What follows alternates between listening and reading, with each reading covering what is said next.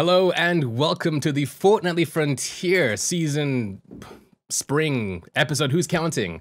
On the left we have Mr. Darjanator, and over here I am Myre as always. Today I have an itchy Darjanator. Damn it! Yes. Why am I so itchy? Why is my face so itchy? We have an itchy Darjanator, and today we are, well, as always, we're going to be talking about Star Citizen topics. That's what the Fortnightly Frontier is all about, Star Citizen topics and such. Today, we're going to be talking about PvP in the verse, and all the good stuff and bad stuff that comes with it.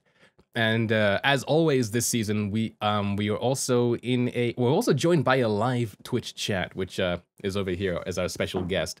So throughout the course of this podcast, they're going to be giving us their inputs to the discussion as well. Just so they remember, it's exclamation mark, well, it's brackets and your question, and then the question. That's how it works. Is that I don't know. You're running the thing. You run the show. I just drink and wax politically. Well, I don't even know the doesn't seem like it's working. So yeah, rabble. Called it. Fucking called it. It has nothing to do with editing though, so we're fine. We're fine. We'll just keep going. Yes, but I still call that is not going to be a perfect run. This is just run. Not the way we do the show. No, Darj, just not. It is a perfect episode because this is what people have come to expect. Okay, exactly. There is a certain logic to her madness. Exactly. There always is. But yeah, so today we're going to be talking about PvP in the verse. We've touched upon a whole lot of topics throughout the course of this podcast, but I don't think we've ever touched upon this.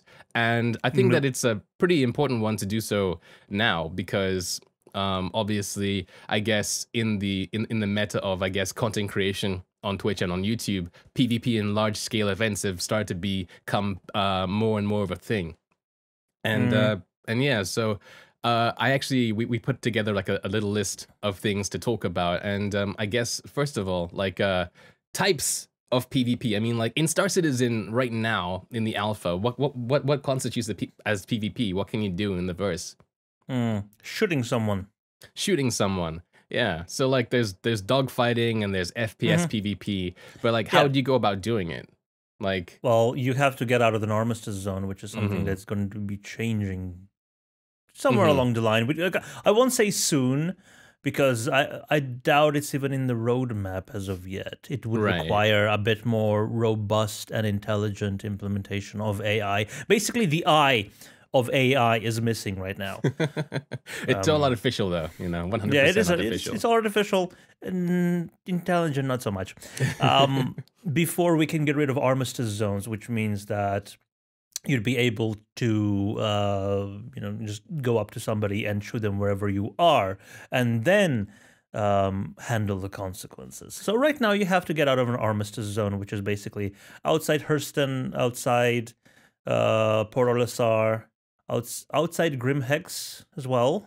Just anywhere, really. Yeah. And a few outposts. I don't think all of the outposts are...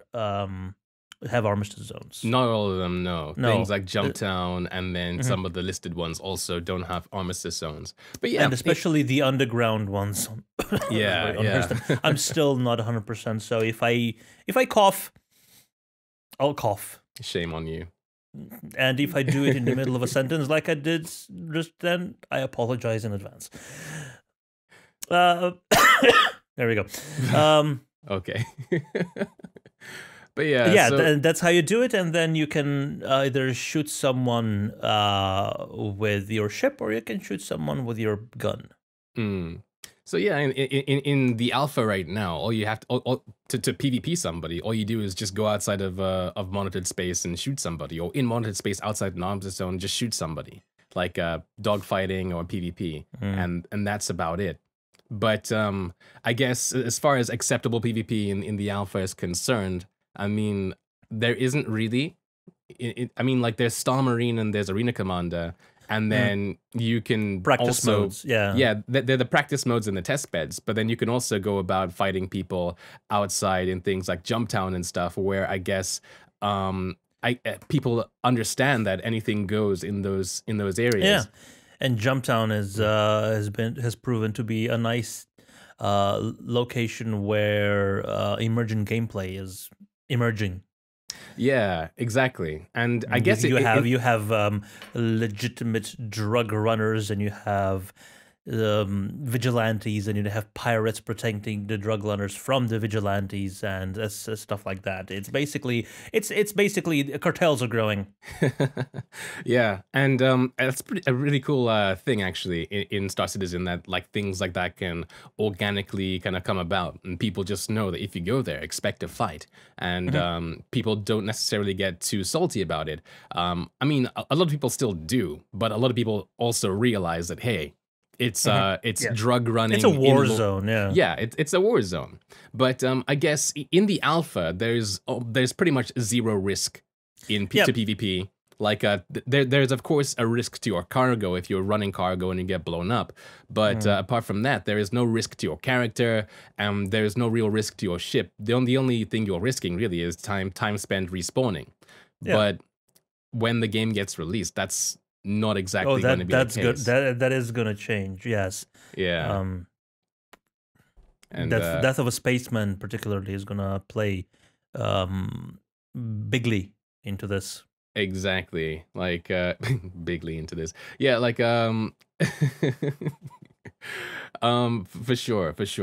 I really can't wait to see exactly how they implement Death of a Spaceman into Star Citizen, because the way things are right now, and the way things have been explained with Death of a Spaceman, I really don't see how that's going to necessarily like work with the current mindset people have for Star Citizen.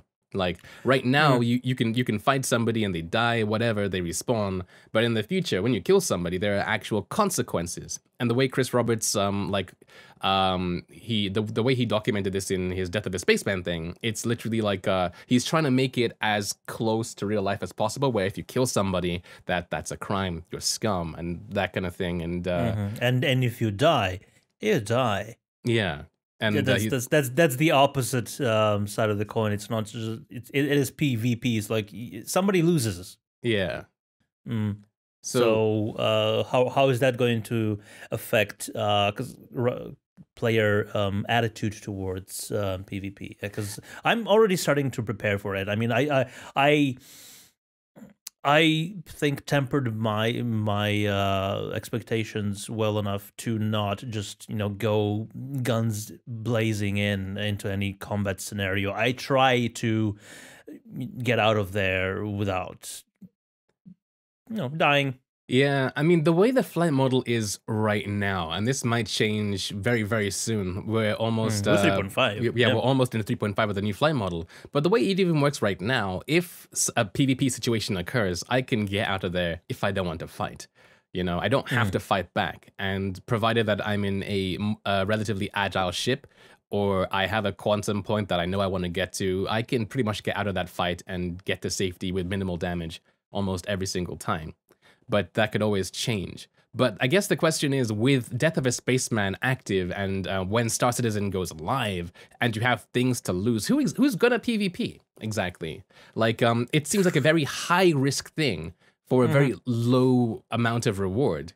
Like, technically. Well, yeah, and Star Citizen always, at least the developers always tout balance is an ongoing thing. So I do believe that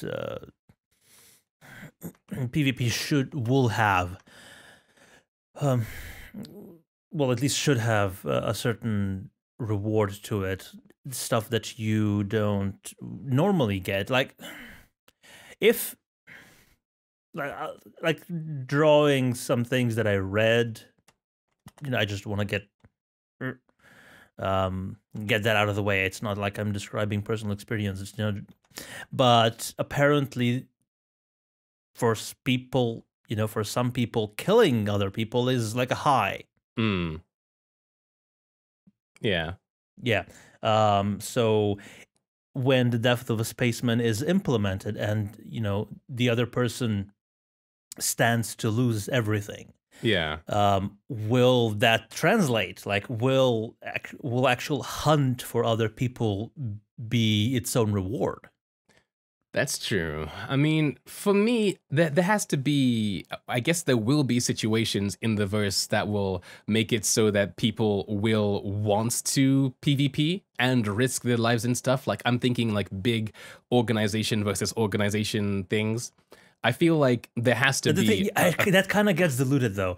I was big battles like 50 versus 50, 100 versus 100 people. That sort of gets diluted because then the sort of like the political outcome of the battle is what's more important than the personal. Like when you have PvP versus 1v1 or like a small group of people versus a small group of people, then it's a more of a personal thing.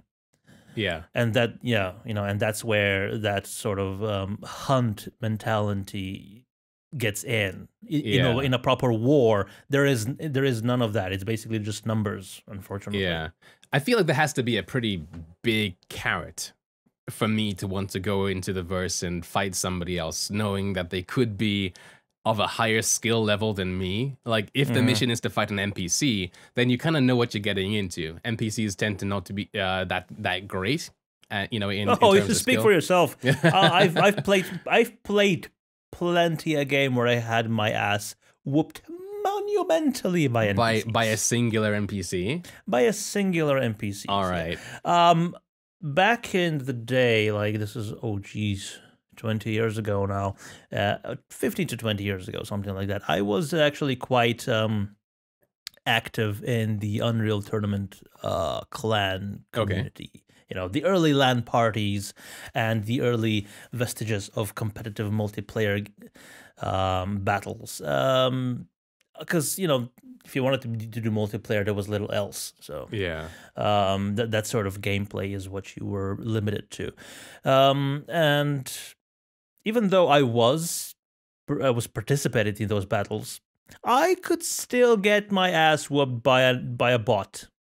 And not even the highest tier bot. Mid tier was already a challenge for me, you know. Okay, sure, but that's Unreal Tournament, not Star Citizen, though. I mean, like, just going by it's what not, we it's currently not Star have. Citizen. What we currently have, what we currently have is what I said. We have AI without the I. Yeah, exactly.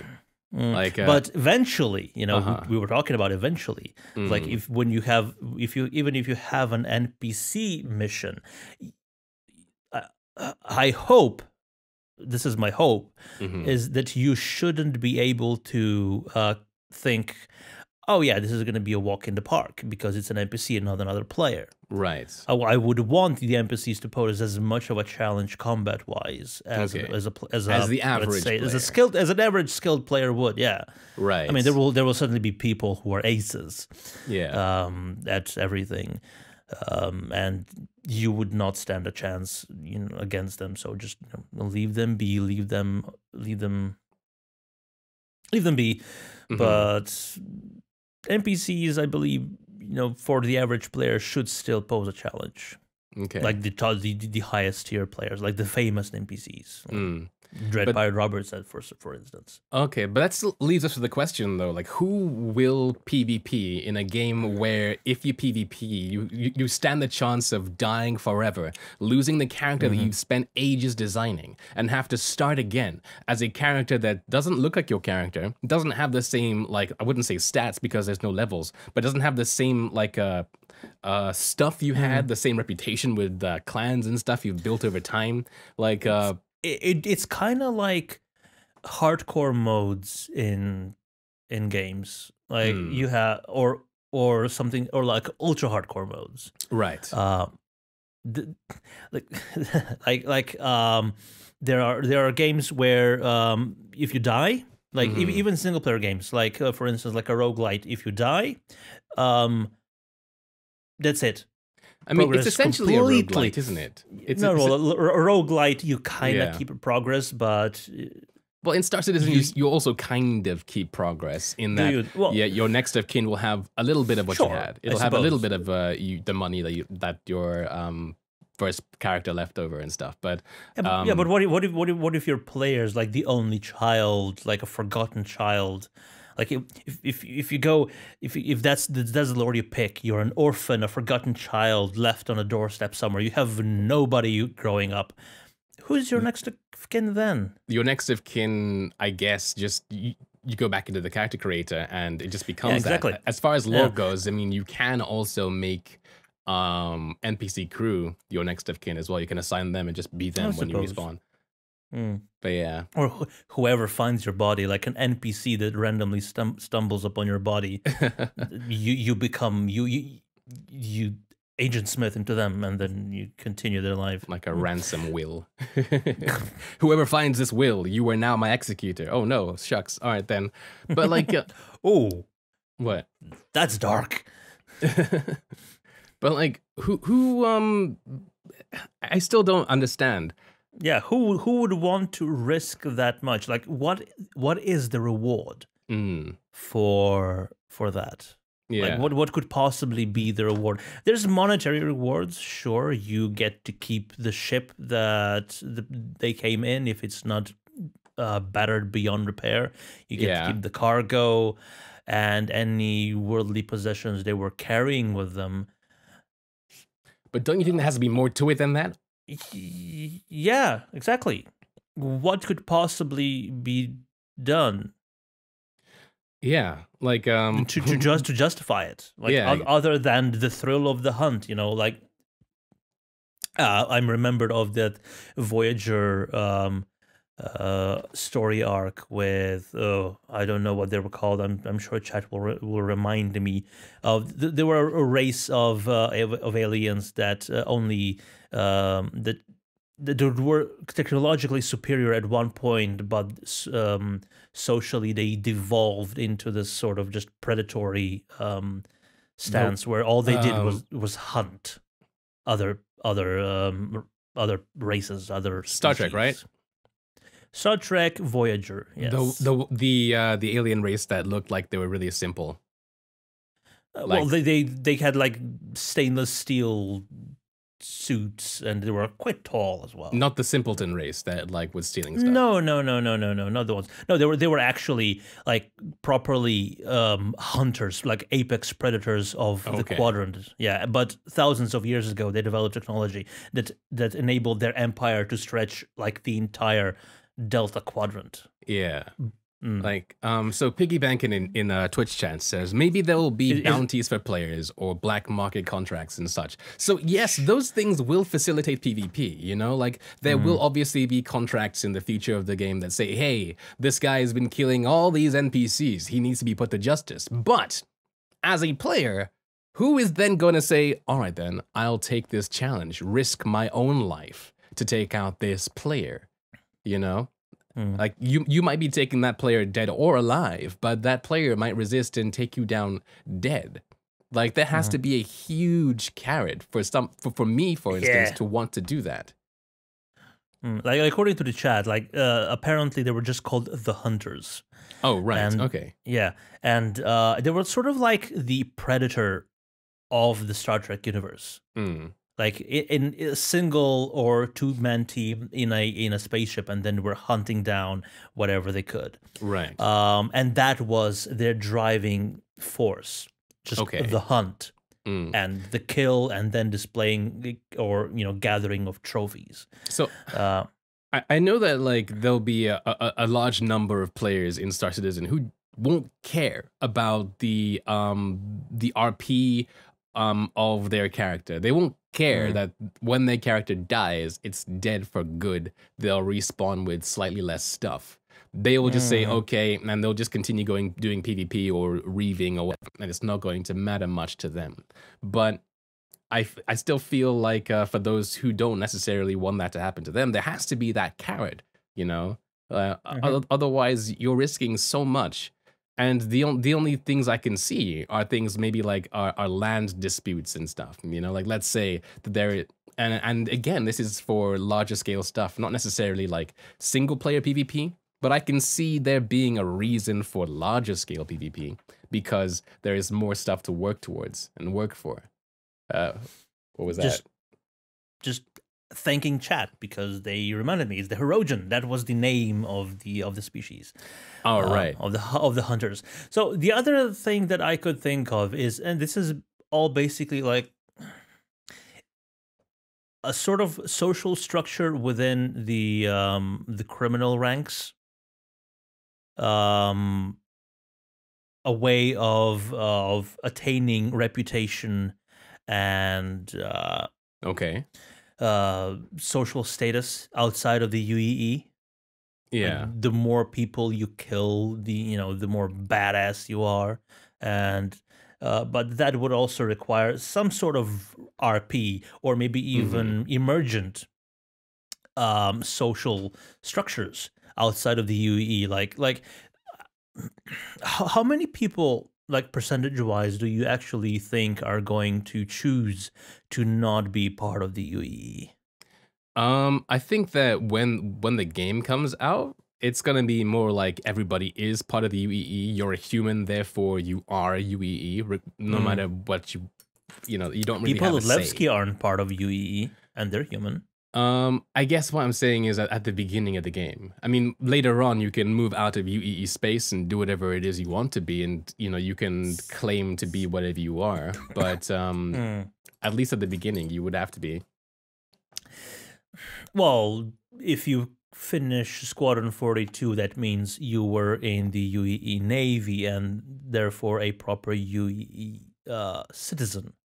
Or just a civilian, right? And then after you finish Squadron 42, I don't know, you are honorably discharged. Is that what? I forget. It keeps changing. You know, like I don't know what the which is good. I is. don't want to know exactly what happens in the game. Yeah, because I want everything to be a surprise. Yes, exactly. But yeah, but basically it means that you were part of the UEE Navy, so you are a UEE citizen. But what if you choose not to play Squadron 42? Could you possibly choose a different backstory? Like when you're starting up a new character in Star Citizen, like a completely brand new character without inheritance of your next of kin that came before you. Okay. Like choosing a background, is it, I finished Squadron 42, therefore I am this UEE citizen, and here I go with my, honorable discharge, veteran status off into the world to make a buck. Or, could you also choose born and raised outside of UEE space, not affiliated, grew up on Levski and now, just trying to make a name for yourself outside of UEE regulated space. Okay. I mean, that's something that we can look forward to. I guess that's more like theory crafting, but what does that have to do with PvP? It would. Well, I'm just, this is just a roundabout way of saying that not every human is part of the UEE. Right. Because the way you're presenting it is like you were part of the UEE and then you switched. You're a turncoat. Okay. Which, if we're talking as much, considering as much lore as Star Citizen, is proud on developing, would, at least in my mind, present you with a lower status than someone who is born into the life. Maybe there will be outside the UEE. Yeah, maybe as Red Dawn in chat says, maybe there will be like separate options and stuff. Maybe you would be able to get the UEE start if you wanted to, and then maybe you could choose to have like a specific role in that if you complete Squadron 42, and maybe you can choose to have a completely like remote like start. But I think that might affect the overall difficulty of the game for you. But again, Star Citizen is going to be a sandbox game, so like I guess it really depends on what you as a player want. But I guess it'll have to really depend, right? Like if we're talking about Death of the Spaceman, when you die, let's say you've been playing for 3 months nonstop. If you die and you don't want your next of kin to be like related to your character, then I think that you will have to lose everything as well with that. But in terms of PvP, what's the link? What's the correlation there? Well, just people outside the lawful systems or lawful sectors would be more driven towards a life of violence. as I see, like as players, they would not mind so much about PvPing because if they die, what they, Well, no, I don't get it. but also, yeah, no, but also, you know, in terms of gaining social status, you would gain that through violence instead of education or, you know, corporate Right. stuff. But You know, because that's like that doesn't have to be PvP. That could still be done through PvE, right?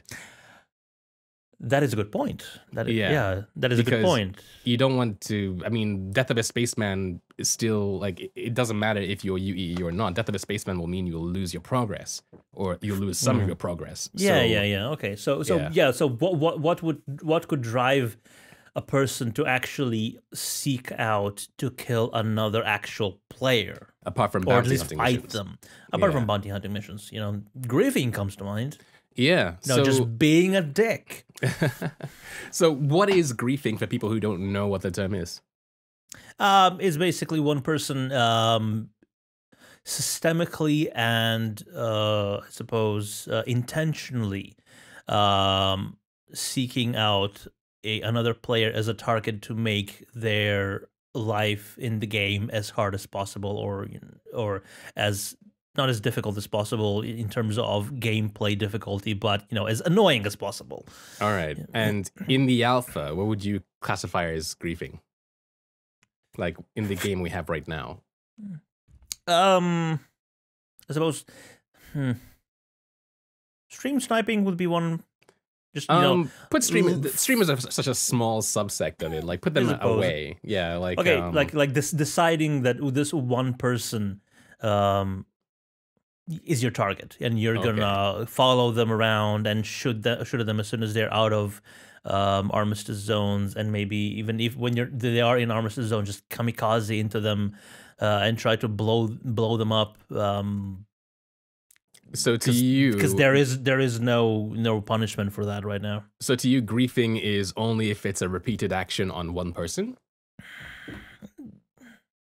I suppose there could be blanket griefers who just, you know, decide that they'll do whatever they can to make gameplay in certain area to be as annoying as possible. Like there are some people, like for instance, who will go just outside of armistice range and then start shooting into Port Olisar's landing pads. Oh, right, yeah, or on Daymar, just outside of an outpost, and use a sniper rifle to shoot anybody who dares land at the outpost, or something that I saw which was fucking hilarious. Mm-hmm. It was still griefing, but it was hilarious. Get the prospector, mm-hmm. and just position it so your mining laser goes across the front door of an outpost. Oh wow. That sounds amazing. But like my question now is, so what's the difference? Because that will kill you if as soon as you cross into it, that will kill you, and it's allowed because it's not a weapon, so you can fire it in an armistice zone. Right, but what's the difference between griefing and then just malicious gameplay? Just playing playing the bad guy.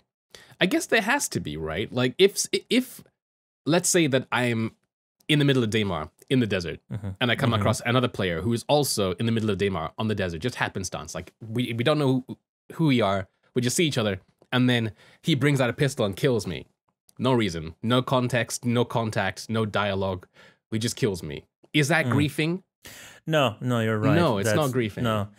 Like I said, it's sort of a systemic and intentional desire to be a dick towards other players. Right. So now let's say that instead of being in a desert in Daymar, it's in a slightly more populated, like place by players. Let's use Jumptown, for instance.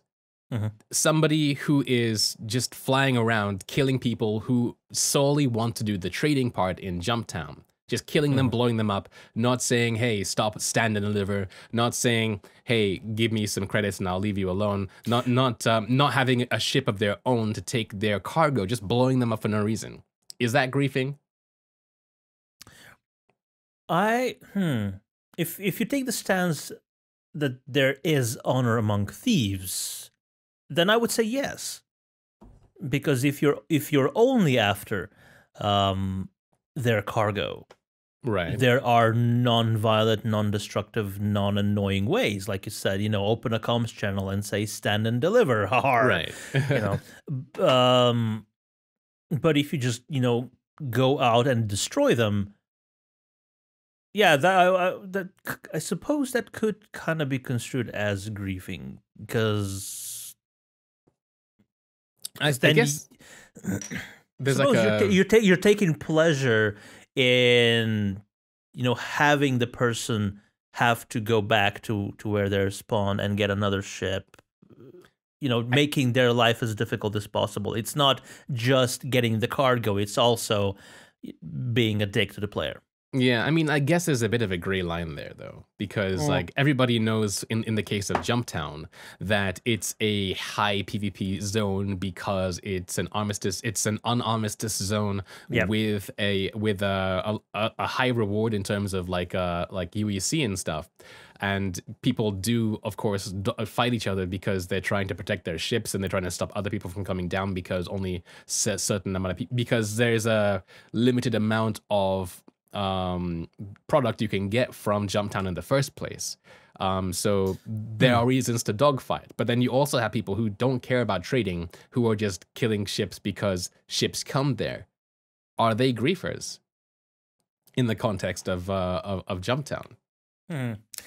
Well, if you set up an automated turret that would automatically fire on any ship approaching a base, that would not be griefing. That would be just an element of the base's defense. Yeah, but we're not talking about a base. We're just talking about Jumptown, and we're talking about somebody coming in and just PvPing for the sake of PvP, but without any like intention of gaining anything but killing people in Star Citizen.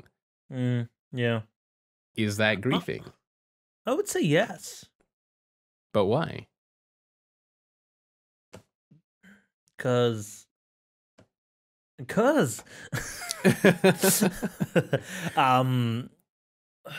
well, I suppose it's because just because of the reason you said. They're only there to kill. Right. I mean, like, for me, in the context of... But like I said before, it doesn't make it any different than an automated defense system. But why? An automated defense system is affiliated with a zone and protecting the zone for a reason. Whereas as soon as somebody declares that I'm going to go to Jumptown, I'm going to kill everyone that approaches it because I have affiliated myself with Jumptown, then they're fine? No, they're not affiliating themselves. They are literally just players who know other players are going to be there, and so they can fight them. And so they're doing that.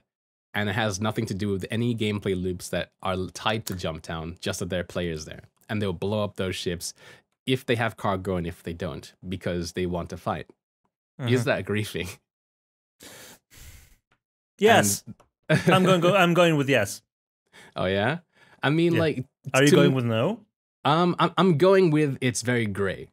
I'm going with it's incredibly gray because, like, in the context of Jumptown, for instance, like, this is like a emergent gameplay at its, I guess, at its height right now in Star Citizen, where people can go to there if they want to go there, and they know the risks that are, they know the risks that are tied to going to Jumptown. So it's up to them to want to go there. And if they do want to go there, I feel like in a sandbox universe with emergent gameplay, they should have had made certain precautions to make sure that they will either be safe or safer than going alone in a place where they know people are going to be there and people will blow them up. Yeah, okay, but it's the sort of emergent gameplay that's coming out in Jumptown right now. People actually take upon roles, like I said before. There's, as Chris Roberts says, legitimate tradesmen. Right. People who just want to make money by trading, yeah? Yeah, and there's actual vigilantes who are not there to kill players, but they're there to stifle drug trade. And then there's the the pirates that that help the traders against the vigilantes. So sort of people the who whole say back that and they're forth. there to stifle drug trade are literally If just they're people. true, No, but if- it's not true. It can't be true because there is, apart from RP, it's literally just using roleplay as a reason to do what I was saying before, blow up people who have defenseless yeah, ships. because actual drug trade currently has absolutely no effect on the economy, on the social structure of the UEE. Like, I hope it does eventually. Yeah. Like if a certain location is flooded with a certain drug that that's going to destroy the economy, is going to destroy the social structure, is going to create crime, and like Chris Roberts said, that if that sort of those sort of things happen, you will be able to see it. There will be more trash on the streets. There'll be graffiti on the buildings. They will not be. There will no be upkeep for the building, so there will be wear and tear and stuff like that. So you will actually visually see that a location is in the dumps right now. Yeah. And if drug trade is one of the benefactors towards that, then the vigilantes that are there to stop the drug trade actually have rooted reason to be there. But right now, Right now, there is absolutely no, apart from role playing. Yeah. But it's not even role-playing. If you don't count role playing as a reason. reason, if you don't count role play as a reason, then they're griefers. Okay, so you were saying, or maybe they're not, and I'm saying it's gray. I'm but sick. I would say that personally, I guess a more clear-cut example of somebody griefing is if they are literally sitting outside Port Olisar shooting auroras as they leave. Yeah, that's griefing to me. I think Piggy Bankin was trying to paste something from Wikipedia or a dictionary or some other resource about what exactly is. Yes, exactly. I can read it. What exactly is a griefer, and I think the gist of it is someone who intentionally takes pleasure in making gameplay for other players more annoying. Right. Just because they want to be dicks to other people. Right. So in that context, just I guess if I was to take something from it, and I would say that maybe people fighting people at Jumptown for the sake of fighting may not necessarily be griefers, although at the same time, it's down to the mindset. That's what it seems like. Like if they're there because they know people are gonna come with their defense forces and they want to fight, then it's just PvP and it's the only place they can get that PvP. But if they're there for the mindset that they're ruining other people's day, then all of a sudden it's griefing. It's very gray. And it is, yeah. the reason why I'm kind of bringing it up this hard is because I know that there are people in the community who feel very strongly about PvP in Jumptown, but I don't think that it is not a clear-cut, I guess, case for griefing.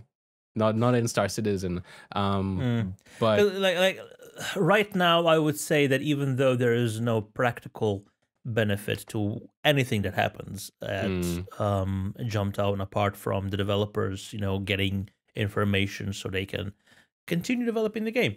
A lot of people are willing to attach the RP aspect to whatever they do, just because it's fun. Yeah, I mean, so that would make them griefers, even though there is absolutely nothing of benefit of whatever they do at Jumptown. Yeah, I wouldn't classify that as griefer. You mean like the classic real life example of saying video games made me do it just to commit a crime? What? It's the same thing. You're using something else as a scapegoat for your actions. No. Yes. I'm just. It's the same thing. No. It's not using it as an excuse. That's the difference. Not an excuse. It's. God damn it! How am I going to explain this? Because now you're putting me on the spot right now. I'm just going to say it's a sort of way of justifying it, but that is just a roundabout saying it's an excuse. I mean, okay. To me personally, I don't think that there is a difference. It is using an excuse. I mean, it's all about the mindset of the player. But who's to say that that player's mindset is legitimate? You can't. Well, that we need mind police for that. Exactly, which is what makes it such a great area to me. It's yeah, as like, Whaleman in chat says, he says, I'd say that there can't be griefing at Jumptown at this point because it has become the de facto PvP spot. People know they're likely to come under attack there, so it's not like it's out of the blue. And I feel like that's fair enough. That's a fair assumption. Well, like it's somewhat connected to what I was trying to get to. It's because even if it's just it's somehow RP whether you like it or not. Right. Because it is because it stems from CIG injecting an element of lore into the location and a mechanic, and then everything just stems from that. So if it was just a random location where nothing happens, and if it was at Shuben on Daymar, okay, so because nothing happens in Shuben, right, other than delivery missions. So you would say that Jumptown PvP is, I guess, is legitimate, as opposed to, let's say, Cryastro griefing. I mean, Cryastro PvP as a form of rebellion or as a form of protest was griefing. Is that what you'd say? Even though it's exactly the same thing, people are fighting people who show up in that area because they want to use that area. God damn it. Why is one griefing? Well, Cryastro only offered legitimate services, whereas Jumptown offers illegitimate. But let's say Benson Outpost that doesn't have a armistice zone right now. Let's say that had lucrative trade and people were fighting over there. Okay, if it has lucrative trade. Isn't it exactly the same thing as Jumptown? Isn't using RP just a very thin veil to just cover what you want to do? Many people don't care about RP. I, for one, do, but many people, they don't give a toss. They just want to play the game and fight. Yeah, but for that, I believe they should have a different... But you just gave them an out. You just said that if they claim roleplay, then they can do it. If they're truthful about it. But we need mind police to be truthful about it. I like this discussion a lot, but I think that we're becoming cyclic now. I don't think we're gonna come with This is like unless you can prove that you're actually fighting because of legitimate reasons instead of just being there to annoy other people. But I think it boils down to that. Yeah, it really does boil down to that. Yeah, you're a griefer if you're only causing trouble just to annoy people. Do bad guys really know that they're bad guys though? There's a lot who do, but they still believe they're doing the right thing. Being a bad guy depends on the law system of the world you're in. Okay, so let's you can do a lot of bad things. So Wormdrake in chat wants to weigh in, and they ask: is a person killing a drug trader because he claims he doesn't like drugs griefing, or are they using their dislike of drugs as an excuse for grief? So that's what that's what I'm saying. I'm saying that they're using what can be, what can be construed as RP, but has no link to actual gameplay as a reason to do the things that they just want to do because. Why are you making this hard? Because it's not a clear-cut thing, No, it's not. It is. No. So giving the benefit of the doubt, what if it's possible to go for an hour discussing it and not come with a clear solution, then I think it should be, should be given the benefit of the doubt and say it's not griefing. But if it's clear it's griefing, then it's fucking griefing. Have you seen, have you paid attention much to GTA RP, by the way, Grand Theft Auto RP No, on Twitch? you talk a lot about it, but I haven't really been. This is the kind of thing that I feel would be very big on that, and I'm sure it is, because in that, it's very much like Star Citizen, that anybody can do anything they want. It's a sandbox environment where anything goes. But you have people like police, people doing criminal things, people doing drug running. But for issues like this, they actually have people who all they do in GTRP are pay lawyers and judges and jury, and they have these people go to court and plead like their a case. real life court. Yes, like real life court, and it's actually some of the most entertaining stuff I've seen on Twitch. I want Judge Judy to be a part of that. It's quite literally the Judge Judy on Twitch, and people do their research. It sounds legitimate.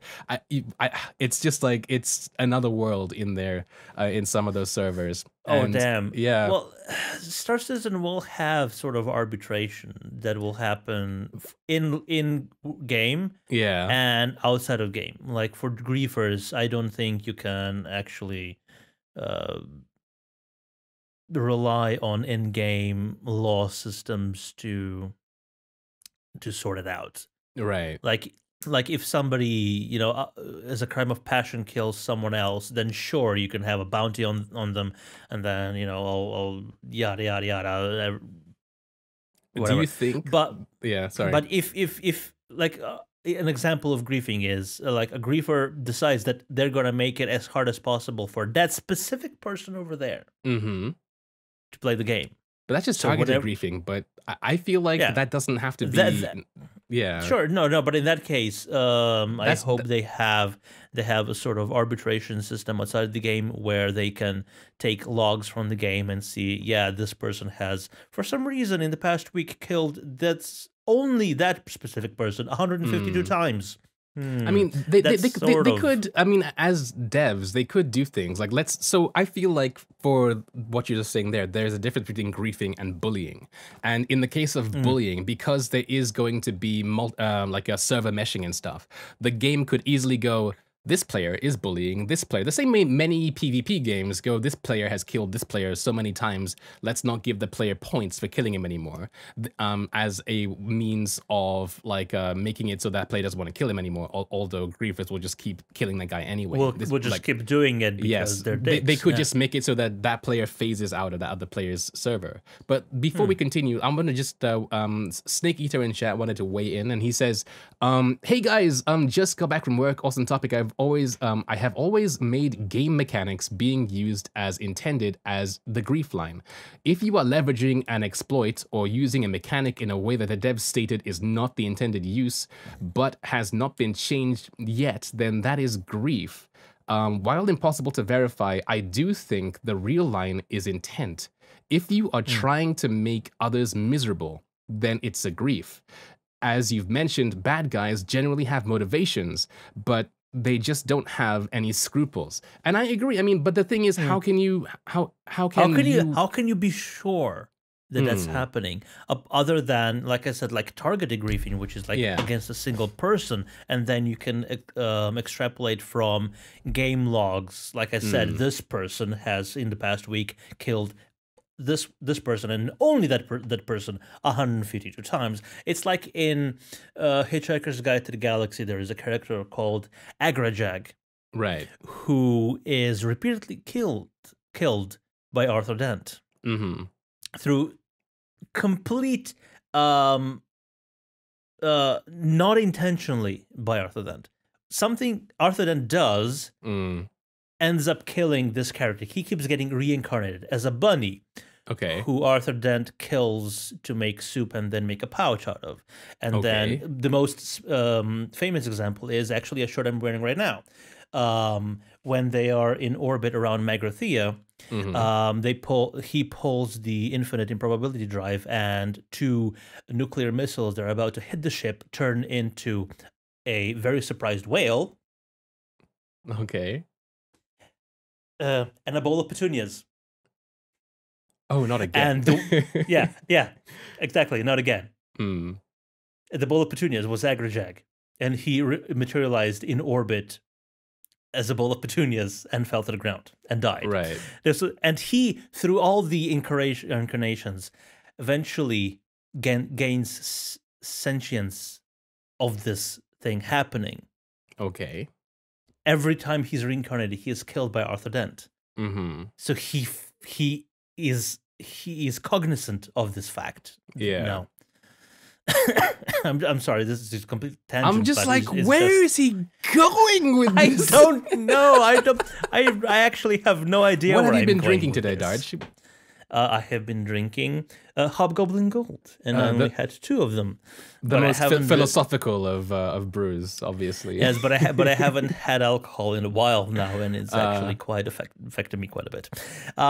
What did I even start this with? Like I said, one person just intentionally killing a specific individual, right, over and over again. So that would easily be discerned as griefing, and then the person would be rightfully, dispatched with. Right. So I guess, but other than that, I mean, how do you know? How do you know? So I guess griefing will, for things like a sandbox universe, will generally just be a gray area. But however, that leads to the question: what is and what can be construed as acceptable griefing? So Snake Eater actually said in chat there something that kind of ties into this question that I wanted to bring up on org violence. Because you can have these larger organizations, and they have, they have their manifestos and what they want to do in the verse. They want to own a piece of land. They want to defend the Bengal. They want to make sure that they have a trade embargo in some place. They want to have a like a flotilla somewhere, like a they want a flotilla blockade or something somewhere for game-specific reasons. Like, in those situations, then an organization can say, okay, members of Test Squadron are kill on sight because we don't want them coming through this blockade. Do you think that in the future of the game, that kind of situation will become acceptable? But I mean, like, because that is sort of RP, isn't it? It is RP, but I mean, because that directive came about because of a thing that happened in game. It wasn't. Yeah. Because it's killing on sight. It's making sure that anybody with that tag from that organization dies instantly. It doesn't matter where they are or who they are. They just die because they're part of that guild. That's declaring war by one organization on another organization. So is that no longer griefing, because it's kind of like they have decided that they want to be in that organization and they should accept the risks? Dad, why are you making this so difficult? Because I want to tie it again to Jumptown, because it's right. Because going to Jumptown is there an organization called the Jumptown Defenders? There isn't an organization called Jumptown Defenders, but by going to Jumptown and trading in Jumptown, you are taking upon the mantle of somebody in Jumptown, and then you have to take upon those risks that are involved. You can't pretend that those risks didn't ever exist. So when is griefing acceptable? Does it have to be when you're in an organization? Well, we've kind of like said, okay, being in an organization means that griefing then can be acceptable in certain places, but by that same token, we're now saying that griefing can be acceptable even if you're not in an organization, if you're in a specific area like Jumptown. See, this is what I do believe that CIG mentioned that they're going to have these sort of arbitration. Like, they're going to have game masters that will have arbitration authority. So Trendane in chat says, kill on site anywhere, and this I guess is for organizations. No, unacceptable. Killing on near site of the blockade that they want to make, that's fine. So that's fair enough, but who gets to decide? And Darj is saying that there will be game masters within Star Citizen, like GMs in World of Warcraft, for instance, who will decide, I guess.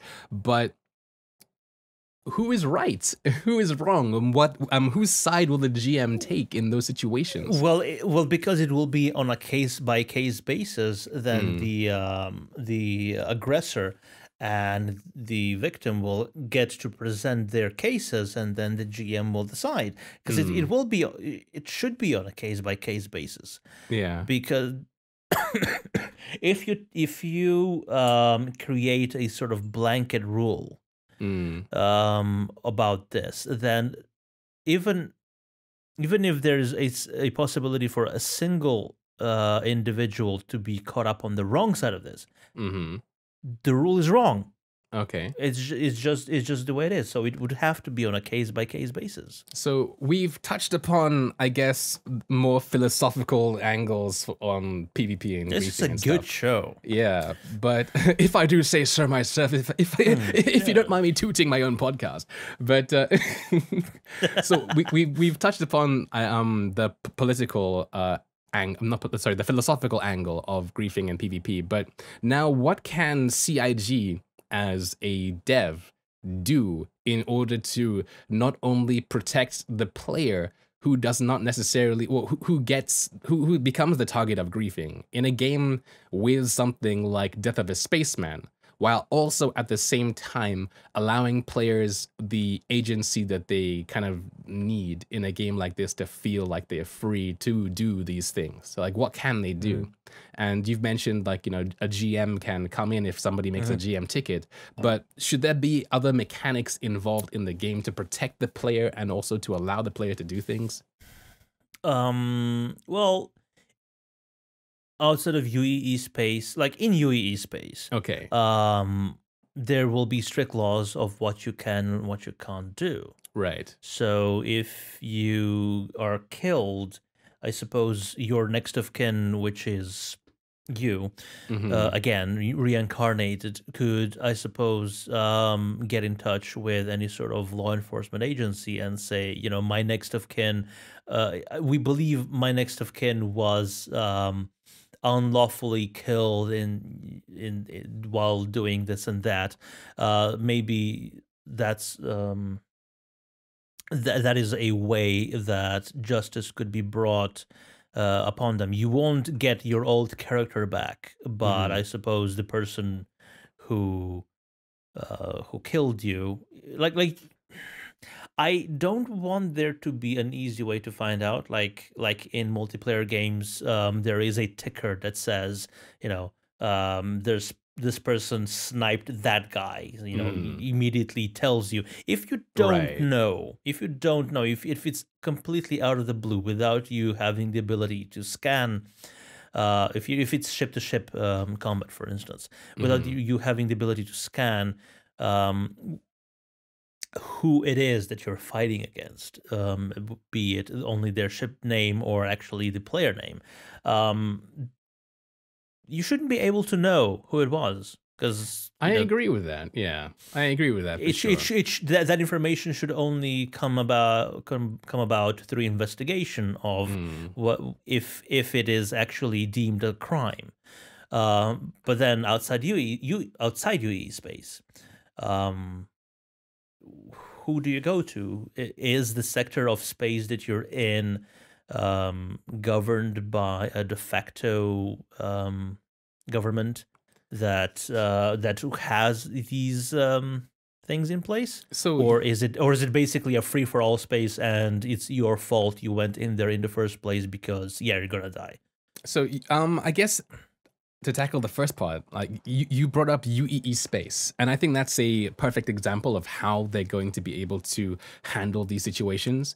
They can make it so that UEE space literally is like a nanny space, right? Like where anything that happens in there is strictly monitored, and they're going to start actually rolling in roaming NPCs that check your wanted level and stuff this year. So that's already like the beginnings of this happening.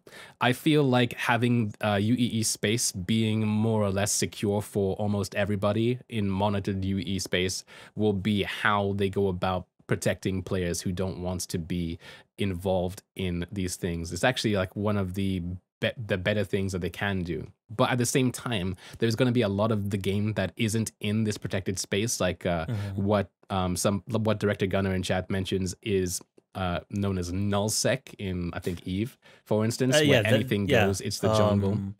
Eve has a sort of a rating system for the security of a system, which is basically single-digit figure, point, single-digit figure. I don't know how it goes, right? But nullsec is basically 0.0. That's the way it's rated, and it's red, and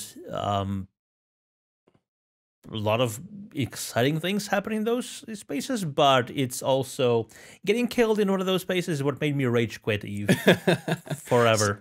Okay, so I think that we can kind of extrapolate like the alpha to I guess release and say that well, UEE space is the space around Port Olisar and stuff. Whereas like nullsec and the way people behave is kind of more like Jumptown.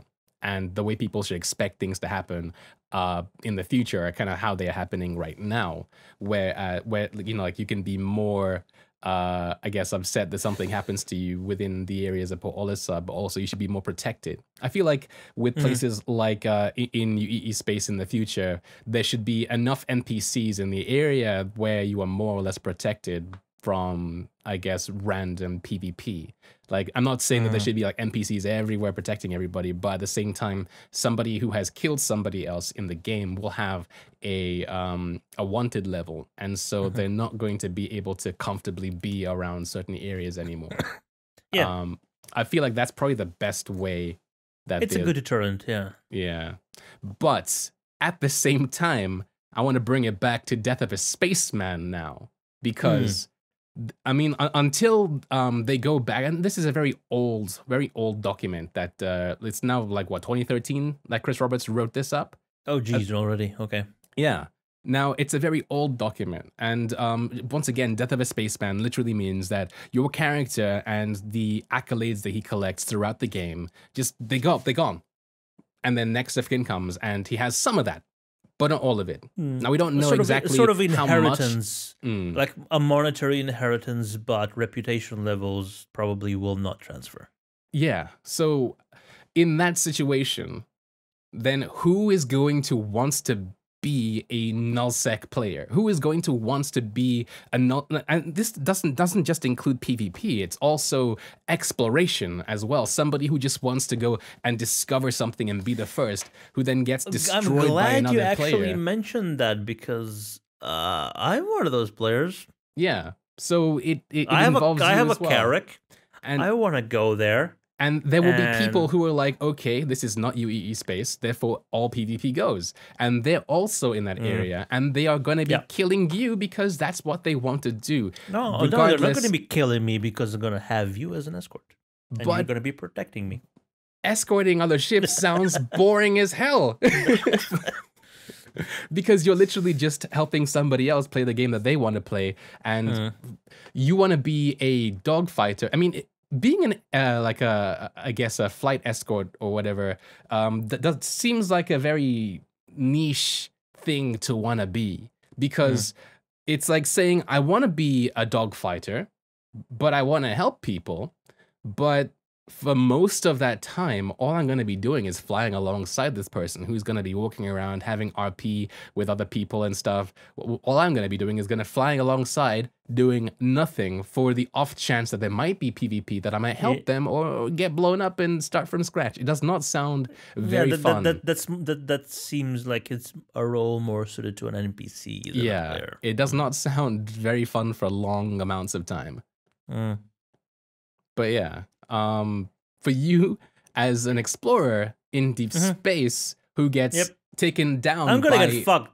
Yeah, by I guess Reaver. I want to use Reavers. Reavers is a good term. They're the group of baddies from Firefly who are not pirates. They don't want stuff from you. They're very much like the dog fighters. They're very much the embodiment of griefers. Yeah, so all they want to do is blow you up. They don't want your stuff.